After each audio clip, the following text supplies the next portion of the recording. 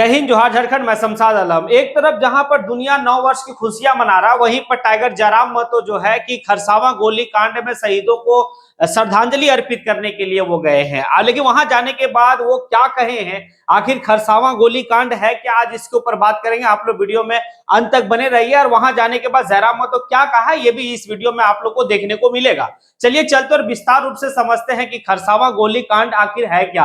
आप देखेंगे कि जब जिसमें अंग्रेजों की हुकूमत थी, उस वक्त में एक घटना हुआ था और वो घटना काफी चर्चित और आज भी हमारे जहन में है। और वो घटना था आपका जलियांवाला बाग हत्याकांड। लेकिन बस आजाद भारत का इसको कह सकते हैं कि खरसावां गोलीकांड भी जो है कि जलियांवाला बाग से कम नहीं है। लेकिन जलियांवाला बाग हत्याकांड 1919 में होता है। उसके बाद उसका जो दोषी है वो पूरे दुनिया के सामने उनका चेहरा सामने आया कि जनरल ओ डायर ही जो है कि वहां पर गोली चलाने का ऑर्डर दिए थे, मतलब दिया था। और आज जो है साफ है, दुनिया जान रही है कि उसका जो गुनहगार है वो जनरल डायर है। लेकिन खरसावां गोलीकांड का डायर कौन है, आज तक क्लियर नहीं हुआ है। कहा यह जाता है कि 1 जनवरी 1948 को खरसावां में लगभग 50,000 आदिवासी इकट्ठा होते हैं। होने के बाद जो अपनी मांग को रखते हैं, इसी दरमियान में जो है कि कोई सूचना नहीं देकर और उड़ीसा का जो मिलिट्री पुलिस है वो अंधाधुंध फायरिंग करती है। और करने के बाद लगभग 50,000 जो आदिवासी अपने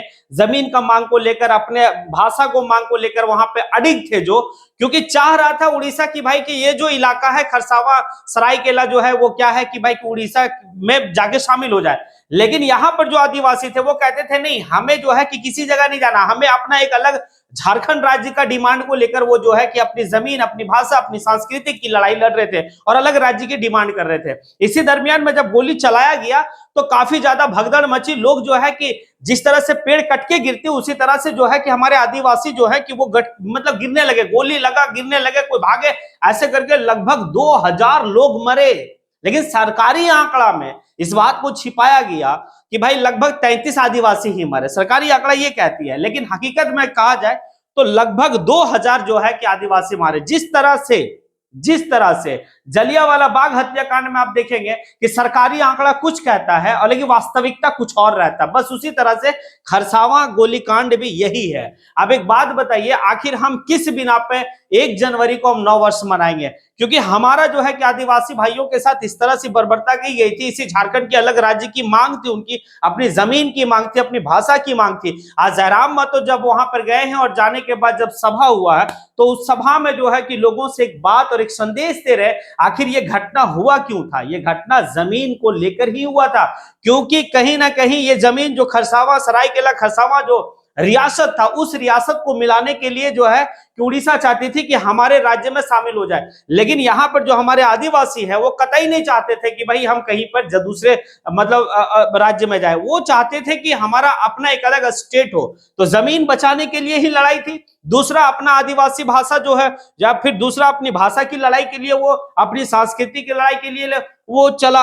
अब देखिए एक वक्त में तो एक मुश्त जो है कि 2000 लोगों पे गोली चलाई गई। लेकिन आज भी झारखंड में इस तरह की घटना होती है, लेकिन टुकड़ों टुकड़ों में होती है। टुकड़ों टुकड़ों में कभी किसी को जो है कि 5 लोगों को मारा गया, कभी जो है 2 लोगों को मारा गया। और मारा किसको जा रहा है झारखंड में? तो हमारे ही जो है कि झारखंड के मूलवासी और आदिवासी को मारा जा रहा है। क्योंकि हमारी जमीनें छीनी जा रही है। यहाँ पर जो है कि हमारे जमीन छीन के यहीं पे प्लांट लग रहा है, यहीं पे उद्योग लग रहा है, और हम ही को जो है कि उससे वंचित रखा जा रहा है। तो जयराम महतो से कोई मीडिया वाले एक सवाल पूछे, क्या आप उद्योग का जो है विरोधी है? जयराम महतो कहता है कतई मैं उद्योग का विरोधी नहीं है, क्योंकि ये जो माइक है ना मेरे हाथ में, ये भी एक उद्योग से ही बन गया। आज मैं जो टी शर्ट पहना हूं, रुमाल है, जूता है, सब उद्योग का ही हिस्सा। आखिर हम उद्योग का विरोधी कैसे हो सकते हैं? हाँ, यहाँ पर उनकी जो नीयत है और नीति है उसका हम जो है कि मतलब खिलाफत कर सकते हैं। तो उनकी नीति ये है कि भाई कि जमीन हमारा हो तो फिर हमारे ही लोगों का, स्थानीय लोगों को जो है कि आप 3rd ग्रेड और 4th ग्रेड में उनको जो है अस्थायी आजीवन जो है उनको नौकरी मिलनी चाहिए। ये बात तो सही कहे वो, आखिर कहाँ गलत कह रहे हैं। लेकिन चलिए चलते और सुनते हैं कि जयराम महतो सभा में और क्या क्या कहे हैं। हम तो कोल्हान आए हुए थे श्रद्धांजलि देने के लिए, लेकिन कल शाम से लेकर अभी तक लगभग हमें 1 दर्जन आवेदन मिला है, 1 दर्जन शिकायत हमें मिला है। उन शिकायतों में क्या लिखा है कि नवा मुंडी में किसी ने हमारे जमीन पर पाइपलाइन बिछा दिया है, किसी ने हमारी जमीन पर कारखाना बढ़ा दिया है, लेकिन हमें आज तक मुआवजा नहीं मिला है। खरसावां का गोलीकांड वही था, जमीन बचाने की लड़ाई थी। आखिर खरसवां का गोलीकांड क्या था? खरसवां का गोलीकांड था जमीन बचाने की ही लड़ाई थी कि वे लोग खरसवां का हिस्सा उड़ीसा में मिलने नहीं देना चाहते थे। क्या था खरसवां का गोलीकांड? जमीन बचाने की ही लड़ाई थी, भाषा संरक्षण की ही लड़ाई थी, स्वाभिमान अस्मिता की ही लड़ाई थी। यही थी ना? क्या था भाई खरसवां गोलीकांड? यही था कि हम अपनी जमीन को उड़ीसा में नहीं मिलाएंगे। लेकिन आज हमारी जमीन इसको में मिल गई, कहीं टाटा में मिल गई, कहीं उषा मार्टिन में मिल गई, लेकिन आज हमें कुछ नहीं मिला। आज बहुत सारे मीडिया वाले भी बैठे हैं, हमसे कहते हैं कि आप उद्योग के विरोधी है क्या?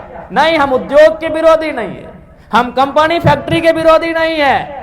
हम बस ये चाहते हैं कि जिनकी जमीनों में फैक्ट्री है, जिनकी जमीनों में कंपनियां हैं, उन रैयतों को 3rd और 4th ग्रेड की नौकरी आजीवन मिलना चाहिए जब तक कंपनी और फैक्ट्री रहेगी।